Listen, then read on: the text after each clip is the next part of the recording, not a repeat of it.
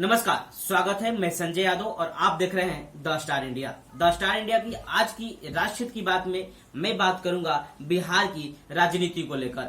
आप जानते हैं कि बिहार की राजनीति कहीं न कहीं देश की राजनीति की दशा और दिशा तय करने में अपनी अहम भूमिका निभाती है। मैं आपको बताते चलूं कि बिहार की वैसे बहुत सारे राजनेता हुए जो कि हर्ष से फर्श पर गए और फर्श से हर्ष तक भी आ गए, लेकिन मैं आपको बता दूं कि कहीं ना कहीं बिहार की राजनीति में उन व्यक्तित्वों के साथ में कहीं न कहीं भारत का व्यक्तित्व भी जुड़ा हुआ है। भारत के प्रथम राष्ट्रपति माननीय डॉक्टर राजेंद्र प्रसाद, जिनका मूल स्थान बिहार ही था। मैं आज वैसा ही व्यक्तित्व के बारे में बात करने वाला हूं जिनकी राजनीति की चर्चा पूरे बिहार के कोने कोने में रहती है। जी हां, मैं आज बात करने वाला हूं उन व्यक्तित्व के बारे में जो कि बिहार की राजनीति में मुख्य रूप से अपनी भूमिका कई सालों से निभाते आ रहे हैं।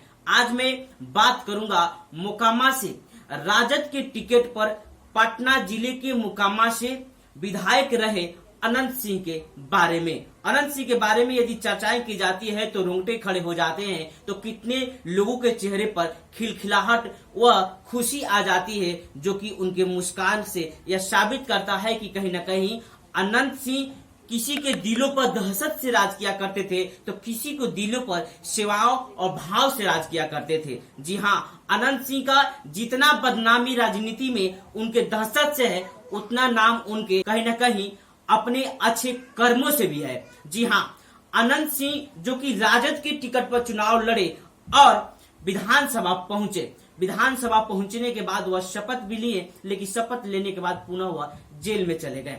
लेकिन मैं आपसे बातें कहते चलूं कि उनके ऊपर जो केस लदा गया, उनके ऊपर जो केस दर्ज किया गया, उस केस की खुलासा अब कहीं ना कहीं एमपी एमएलए विशेष कोर्ट ने की है और विशेष कोर्ट के कहीं जज त्रिलोकीनाथ दुबे ने यह फैसला सुनाया है कि अनंत सिंह को और उनके मकान के केयरटेकर सुनील राम और अनंत सिंह के ऊपर 10 साल की सजा और 10,000 रुपए की जुर्माना की सजा सुनाई गई है।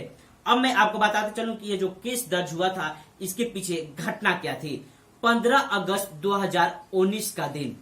आप सभी जानते हैं कि 15 अगस्त जब भी आता है तो हम स्वतंत्रता दिवस के रूप में उस दिन को मनाया करते हैं, क्योंकि हम 14 अगस्त को 12 बजे रात्रि को अपनी मूलभूत प्रस्तावना के साथ हम आजाद हुए थे। हम 15 अगस्त के दिन जहां स्वतंत्रता के अभिव्यक्ति की आजादी की अपनी अभिव्यक्त करने का एक तरीका होता है, उसको पेश कर रहे थे। हम जहां अपने झंडे को सलामी देकर अपने घरों में जाकर चैन का नींद सो रहे थे, तो कौन जानता है कि अनंत सिंह के घर उसके सुबह कहीं न कहीं उनकी राजनीति से हटाने का एक षड्यंत्र रचा जा रहा है। ये अनंत सिंह के भाग्य पर एक कहीं न कहीं कुठाराघात का एक कहीं न कहीं उदाहरण पेश किया जाएगा। जी हाँ, 16 अगस्त 2019 को अनंत सिंह के घर पर छापेमारी की जाती है। उस छापेमारी में अनंत सिंह के घर से AK-47 के साथ साथ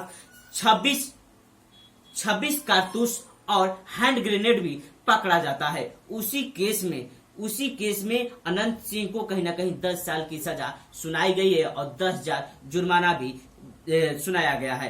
अब मैं अगला आपको बताता चलूं कि बिहार की राजनेता एक अनंत सिंह नहीं है, इनसे पहले भी वैसे कितने विधायक और सांसद रह चुके हैं जो कि जीते हुए रहते हैं, लेकिन उन पर केस लग जाने के बाद जाने के बाद वह कहीं ना कहीं अपने पद से मुकर जाते हैं और विधानसभा और लोकसभा से इस्तीफा देना पड़ता है, अर्थात वह कहीं ना कहीं अपने पद से बर्खास्त कर दिए जाते हैं।